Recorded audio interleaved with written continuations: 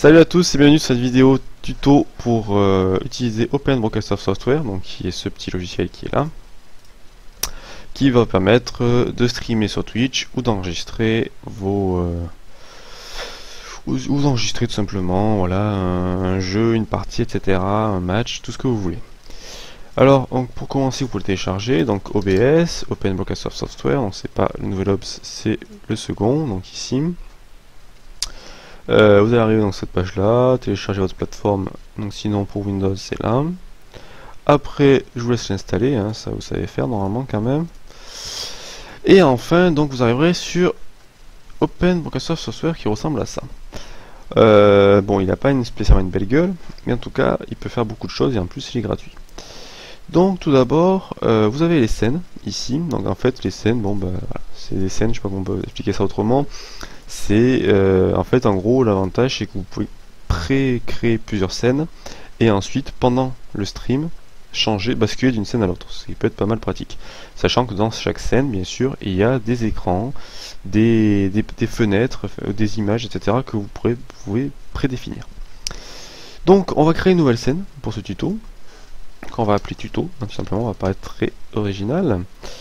Donc à gauche, donc je rappelle, vous avez les scènes et à droite vous avez donc les sources. Les sources, donc c'est les fenêtres, les écrans, les programmes, etc. Donc clic droit, toujours pareil, dans source, ajouter, et là vous voyez donc vous avez plusieurs propositions. Vous pouvez mettre, alors on va commencer depuis le début, capture de fenêtre. Donc ça c'est un programme lambda qu'on va capturer. Capture d'écran c'est pour capturer, si par exemple vous avez plusieurs écrans, bah, ça capture tout l'écran entier. Donc là par exemple j'ai mis capture de l'écran de droite. Une image pareil, donc ça c'est pour être juste une image en fond. Par exemple moi, ce que je fais souvent c'est que je mets une image en fond de mon stream et par dessus je mets des vidéos. Un diaporama, bon, voilà si vous avez envie. La source globale c'est ce que vous avez défini avant en fait. Donc par exemple là écran droit, donc c'est une source globale. Et après TF2, bon voilà, c'est juste des sources que vous avez définies auparavant, que vous pouvez réutiliser dans chaque scène en fait. Texte, bon, je crois que c'est... Voilà. Capture vidéo, en fait, donc c'est la webcam, si vous voulez vous mettre en petit webcam sur le côté. Ou capture de jeu, donc c'est un peu particulier, vous allez dire c'est pareil capture de fenêtre. Et effectivement, sauf qu'en fait, capture de jeu, ça détecte uniquement les fenêtres qui sont des jeux, ça ne prend pas les autres programmes. Et en plus, ça va vous prendre vraiment même en plein écran. Alors que les captures de fenêtres, si vous le mettez en plein écran, souvent ça va planter. Donc si vous voulez capturer en jeu, c'est vraiment ça qu'il faut faire. Donc bon, on va faire ça. On va faire une petite capture de jeu qu'on va appeler TM2 par exemple. Là, pour l'instant, il marque tout ça, mais bien sûr, il n'y a aucun qui sont en jeu. Donc on va lancer Mania Planet. Voilà. Je vais le mettre sur l'écran de gauche. Ouais, c'est foutu en plein écran cet enfoiré. Hop là. Donc je l'ai mis, bon je vais le laisser là finalement. Donc là on fait un petit coup de rafraîchir, et donc on voit qu'en fait il sélectionne en premier Mania Planet, parce qu'il a testé le jeu. Hop, bon voilà. La planète, vous pouvez changer quelques petits réglages, donc éventuellement étirer l'image à l'écran, capturer sur la souris, etc. etc. Bon, ça vous cochez ce que vous voulez, puis après vous faites OK. Donc là, j'ai toujours ma fenêtre TM2 qui est là. Et Open Broadcaster, je vais le mettre en plus petit, et je vais fermer ça derrière. 8. Hop là. Voilà, on va mettre les deux à côté. Voilà. Donc on a le jeu à gauche et le logiciel de stream à droite. Donc là, je vous ai dit, donc j'ai mis une seule source, donc le jeu. On va rajouter donc une petite image qu'on va mettre en fond, qu'on va appeler back, comme background. Là par contre ça c'est la merde pour chercher une image. Bon si c'est bon, parfait, je vais mettre ça. Ok, nickel. Je vais juste faire un petit test vite fait. Donc voilà. Donc ça c'est bon, les deux images sont bien prises. Bon, est-ce qu'on met autre chose ou pas? J'ai pas spécialement envie de montrer ma gueule, donc on va mettre juste ça, on va mettre une petite image à la con en plus. Qui remplacera la webcam. Image à la con. Que je vais trouver sur mon bureau. Et qui va être celle-là. Voilà, hop, elle est bien là. Nickel.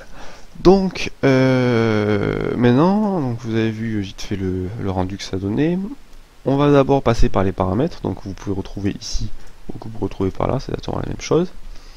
Dans les paramètres, il y a quelques petits trucs à savoir, donc déjà, donc langue français, à part si c'est pas français, ça c'est pas mon problème. Afficher, fenêtre de démarrage, on s'en fout. Oui. Paramètre d'encodage, toujours ISO64, c'est un encodeur qui est très bien, qui est utilisé pour l'MP4 et pour d'autres formats de fichiers, mais surtout pour l'MP4 à la base, et qui est surtout connu parce qu'il fait des petits fichiers avec une bonne qualité. Utiliser CBR, tampon CBR, bon voilà, je vous laisse comme ça. Max bitrate, ça en fait, donc c'est ce qui va être envoyé quand vous allez être en stream. Donc là ça fait 2 MO secondes, ça dépend de votre connexion. Moi j'ai mis 2 MO secondes parce que j'ai la fibre, donc il n'y a pas de problème. Par contre, si vous avez une petite connexion, voilà, une connexion qui, je sais pas, du 8 mégas ou truc du style, en upload, vous n'allez pas avoir forcément grand chose. Bon, ça c'est à vous de voir de votre côté. Mais donc, moi j'ai mis 2 mégas parce que je sais que ça passe. Au pire, vous pouvez toujours essayer de mettre 1000 ou 1500 comme vous voulez. Et puis de toute façon, en bas, une fois que vous aurez lancé le stream, vous verrez en bas si c'est rouge ou si c'est vert. Si c'est vert, c'est que bon, il n'y a pas de problème. Au contraire, si c'est rouge, c'est que du coup, votre stream ne marche pas. Ou enfin, votre upload n'est pas assez bon. En codec, du AAC, du Sony, très bien. 48 kHz en kHz, excusez-moi. En sortie, c'est très bien aussi. 128, bon, vous pouvez mettre plus. Hein. Après, c'est juste au niveau, toujours pareil, au niveau du upload. Il faut imaginer que plus vous allez mettre en qualité de son, plus ça va pomper sur votre upload. Bon, moi je laisse 128, c'est déjà bien. Hein. Vous pouvez mettre encore 256, 320, c'est quand même vraiment si vous avez envie de faire quelque chose, bon, très très bonne qualité. Paramètres de streaming, donc là, on va arriver à tout ce qui concerne donc Twitch. Alors ça peut être Twitch, donc bon stream en direct, voilà. Twitch, ça peut être autre chose comme Twitch étant le plus connu, mais ça peut être autre chose comme site. Donc nous on va mettre Twitch. Twitch, vous devez choisir le serveur qui est plus proche de chez vous. Donc pour moi c'est Paris, bien entendu. Et donc après il vous demande la clé du stream. La clé du stream, pour ça il faut que vous allez sur Twitch. Sur Twitch, vous allez avoir tac, est-ce que je suis connecté ou pas? Je sais pas si je suis connecté. Bref, à gauche, vous allez avoir tableau de bord. Est-ce que je suis connecté? Je suis connecté, c'est bon. Tableau de bord, ici vous avez clé de flux. Donc là.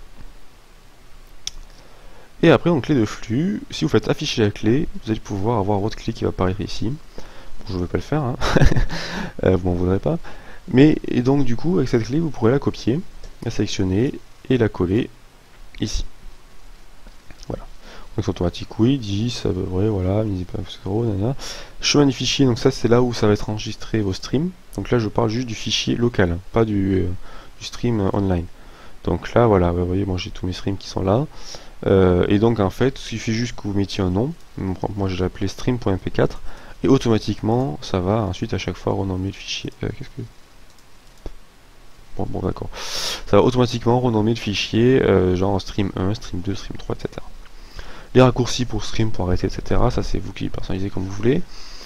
Généralement en bas vous aurez un petit message qui vous dira certains paramètres ne sont pas optimaux ou je sais pas quoi. À ce moment là vous faites optimiser, vous le laissez faire comme ce qu'il a envie de faire. Et puis comme ça au moins c'est les paramètres sont optimisés et c'est réglé. Non bon du coup merde, j'ai pas enregistré la clé. Bon c'est pas grave. Vidéo, donc c'est voilà, la carte graphique, bon c'est bien détecté. La résolution, moi généralement ce que je fais, c'est que je stream en 1900, pas en 1920 par 1080, mais en 1280 par 720. Autrement dit, là c'est du Full HD, et moi je stream en HD tout court. Pourquoi? Parce que ben ça pompe moins sur la connexion, et puis bon la qualité quand même est déjà très bonne en HD normal. C'est à vous de voir, hein, voilà, c'est juste pour que la qualité du stream soit meilleure pour ceux qui regardent.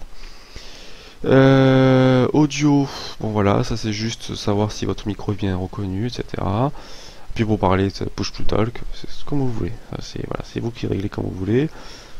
Pareil, option avancée, généralement si vous avez fait dans paramètres de streaming, optimiser en bas les paramètres, ça vous en modifie quelques petits trucs ici, comme multi-fluidé, etc. Je crois que c'est pour le processeur. Bon voilà, ça fait quelques petits paramètres qui sont pas mal pour le stream. Là vous pouvez pareil régler votre micro pour l'anti-parasite. Bon. Voilà. C'est à vous de régler en fonction de vos paramètres de votre matériel. Ok, donc en tout cas, on a vu la langue, x de 6.4, le débit kbits par seconde, la clé stream, etc. Vidéo, la qualité, enfin la définition plutôt, l'audio, la source audio et la sortie aussi. Donc il faut imaginer que ça enregistre à la fois l'entrée et à la fois sa sortie. C'est-à-dire que si vous mettez une musique par exemple en lecture, je mets une musique ici, je vais baisser un petit peu. Je mets une musique, voilà, vous voyez que je l'ai mis en lecture sur Windows Media, mais ça me la capture quand même. Donc ça capture absolument tous les sons qui sont dans votre entrée. Bon, je vais le couper, ça sert à rien de laisser. Voilà. Ok, donc là on revient sur notre écran d'accueil de Open Broadcaster Software. Alors maintenant on va s'intéresser aux boutons qui sont là. Donc source globale, bon, on s'en fout, c'est ce que je vous ai montré tout à l'heure, c'est pour créer des sources qui sont partagées entre toutes les scènes. Plugin, j'en sais absolument pas ce que c'est et je pense qu'on s'en fout. Commencer le streaming, donc ça, ah oui, ça y a un autre petit truc dans les paramètres, c'est ici. Voilà, c'est sauvegarder un fichier local. C'est-à-dire qu'en fait, en gros, ça dit ça que quand vous allez streamer, automatiquement, ça va enregistrer le stream sur votre ordinateur. Donc vous le cochez ou le décochez. Moi, ce que je fais, c'est que j'ai toujours une sécurité, comme ça, au moins, ça me permet de re-uploader après sur YouTube. Donc voilà, là, ça veut dire que si je fais commencer le streaming, bon, ça va mettre une erreur, non, un peu, il a rien à foutre, ok. Bon, vous voyez qu'en bas, il y a 0, simplement parce que ma clé Twitch, j'ai pas mis ma clé Twitch, donc du coup, il sait pas où envoyer, donc il envoie pas. Et vous avez vu que dès que j'appuie sur commencer le streaming, automatiquement, ça va commencer l'enregistrement aussi en dessous, puisque la case était cochée juste avant. J'aurais pu commencer l'enregistrement, tout simplement. Voilà. Donc ça commence pas le streaming, ça ne fait que commencer l'enregistrement. Ça marque le débit en bas, c'est juste un test pour vous dire jusqu'à combien ça pourrait aller à peu près. Donc vous voyez, moi ça tourne autour de 2 mégas en vert, voilà, donc je sais que c'est ce que je peux mettre à peu près au niveau bitrate. Ou sinon, vous pouvez aussi, donc là je vais arrêter l'enregistrement, ou sinon vous pouvez juste tester. C'est juste pour voir ce que ça rendrait. Bon, et donc là, toujours pareil, ça vous met aussi le débit en bas pour voir ce que ça rendrait au niveau débit. Donc un conseil, faites toujours un test, forcément, avant de lancer le stream, etc. Dans ce test, vous faites tous les réglages qu'il y a à faire, vous voyez que si c'est bien vert en bas, etc., etc. Et ensuite, vous pouvez commencer le streaming ou commencer l'enregistrement. Maintenant qu'on a commencé ce test, donc voilà, j'ai fait commencer le test, c'est bon, on va mettre un peu en page. Là, le point de vue, pour l'instant, c'est dégueulasse. Pour ça, donc, il y a un seul bouton que je n'ai pas expliqué, c'est éditer la scène. Éditer la scène, en fait, donc, il vous suffit juste de sélectionner une des sources, donc image à la con par exemple. Ensuite, vous faites éditer la scène. En ayant sélectionné image à la con et enfin éditer la scène, vous avez vu qu'il y a des traits rouges qui sont apparus sur le bord de l'image, avec des carrés à chaque coin. Vous pouvez ainsi donc redimensionner l'image. On va faire comme si c'était une webcam, donc la webcam on va la mettre en bas à gauche ou en bas à droite, comme vous voulez. Généralement le regard va de gauche à droite, donc on va dire qu'il se finit en bas à droite ici. Ensuite vous pouvez de nouveau sélectionner une image pour avoir les points, ou carrément cliquer sur l'image normalement. Ça va marcher, ça marche, mais attends. On voit pas les traits, c'est pour ça. Vous cliquez sur l'image et vous voyez aussi les traits sur le côté. Donc ça, le background, on va faire en sorte qu'il prenne tout le fond, hein, parce que c'est un background, c'est pas pour rien. Tac, comme ça. Et on va le déplacer, donc clic droit. Et alors c'est dans ordre, ou dans position, je sais plus. C'est dans ordre. En fait, vous faites déplacer vers le bas, et ça va le mettre donc en fond. C'est-à-dire que la source qui sera le plus vers le bas sera celle qui sera le plus en fond. Image à la con, c'est une webcam, donc on le met toujours en haut, pour qu'elle soit par-dessus le jeu, etc. Et maintenant TM2, on va dire qu'il va prendre on va prendre quasiment tout l'écran. Donc ça c'est la taille, je l'ai mis sur l'écran d'à côté. Hein. Je le fais déplacer à côté. Voilà. Donc TM2, vous voyez qu'il est quasiment plein écran. On va quand même régler un petit peu. Donc on va augmenter ça. Pareil en bas. Vous pouvez aussi, je crois, faire clic droit et tirer à l'écran. Bon, vous voyez, ça marche pas vraiment. Mais voilà, et des fois ça marche très bien. Des fois il suffit juste de faire ça, clic droit. Je vous laisse découvrir tout ce qu'il y a là-dedans de toute façon. Voilà, vous pouvez aussi le centrer, vous pouvez le décaler à gauche, etc. Bon, voilà. En tout cas, une chose à retenir, c'est l'ordre qui vous permet donc de mettre des trucs par-dessus les autres. Donc je vais recommencer mon étirement. Tac. Et tac. Voilà. Une fois que vous avez fini d'éditer, si vous voulez plus que ça bouge, vous re-appuyez sur le bouton et là, il n'y a plus rien qui bouge. Voilà. Bon, une petite bordure à gauche, on s'en fout, c'est juste un test. Donc là, maintenant, donc voilà, vous voyez l'écran.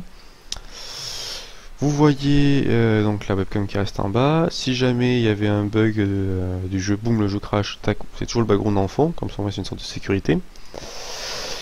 Et donc voilà, donc vous avez votre jeu qui est fonctionnel, en plein écran, avec votre webcam, que vous pouvez enlever, etc. Comme je viens de le faire juste avant, vous pouvez donc montrer et cacher une source simplement en la cochant des cochons, ce qui peut être très pratique. Si par exemple vous voulez switcher entre plusieurs jeux, que vous ouvrez aussi Trackmania 1 en même temps, et que du coup on va l'ajouter, on va le mettre en source. Putain, excusez-moi. Ajouter une capture de jeu. Ok. Que vous voulez le foutre. Hop là, voilà, comme ça. Éditer la scène.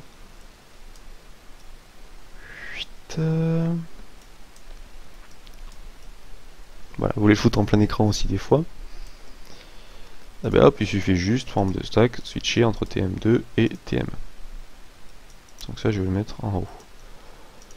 Voilà. Tac. C'est un exemple. Hein. Bien sûr, il y a 36 000 possibilités. Ça, c'est juste un exemple les plus simples. Voilà. N'hésitez pas à faire un test aussi de micro, si je dis juste ça. Vous avez vu là, quand je faisais le streaming, que en fait, ça montrait ma voix ici. N'hésitez pas à donc voir déjà si c'est à peu près ici. Il faut que ça soit à peu près à la fin des barres. Donc, c'est-à-dire que c'est un bon volume. Et aussi, donc, bon, déjà, vous avez la musique qui apparaît à droite. Donc, votre voix à gauche, la musique à droite. Et n'hésitez pas donc à faire juste un petit test en local, d'enregistrer juste comme ça donc pour voir ce que ça donne sur votre ordinateur, voir si votre voix rend bien, si le son est bon, et aussi si les vidéos il n'y a pas de problème, etc.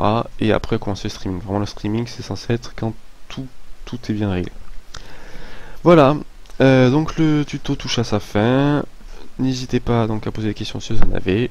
Sinon, soyez un rebelle, comme Nerf Rebelle. Allez, ciao, à plus. Et n'oubliez pas, je suis une rebelle, une nerf rebelle.